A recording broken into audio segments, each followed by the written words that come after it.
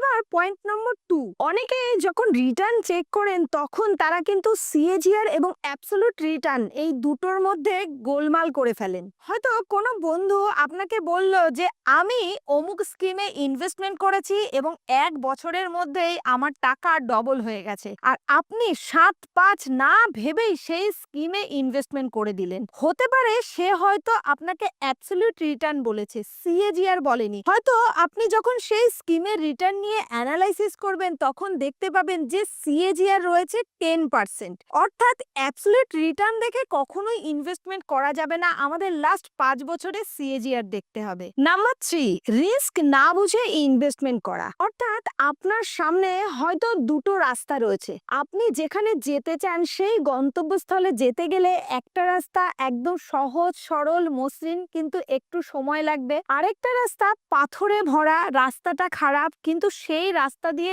Risk নিয়ে আপনি যদি একবার যেতে পারেন তাহলে হতে পারে সহজ সরল রাস্তায় যেতে আপনার যত সময় লাগছে তার থেকে অনেক আগে আপনি হয়তো এই আঁকাবাঁকা পাথুরে রাস্তা দিয়ে পৌঁছে যাবেন। তো এবার আপনি নিজেকে প্রশ্ন করুন, আপনি কতটা রিস্ক নিতে পারবেন? আপনি কি সহজ সরল রাস্তায় একটু সময় বেশি দেবেন, নাকি এবড়ো খেবড়ো গোলমেলে রাস্তায় কম সময়ে পৌঁছে যাওয়ার চেষ্টা করবেন? আপনি যখন এই প্রশ্নটা নিজেকে করবেন উত্তরটা কিন্তু নিজের কাছে ক্লিয়ার হয়ে যাবে। অর্থাৎ আপনি কি আপনার লাইফকে সিকিউর করে রেখেছেন? Health insurance, term insurance, emergency fund আলাদা করে রেখেছেন? এই অর্থটা কি আপনার এক্সট্রা? আর অতি অবশ্যই সেই এক্সট্রা অ্যামাউন্টটাকেও কিন্তু সঠিকভাবে আলাদা আলাদা স্কিমে ইনভেস্টমেন্ট করতে হবে। কারণ আপনি যখন কোনো রকম সহযোগিতা ছাড়াই নিজে নিজে ইনভেস্টমেন্ট করবেন, কোনো রকম বিচার বিশ্লেষণ না করে, হতে পারে সমস্ত ক্যাপিটালটাই আপনি একটা স্কিমে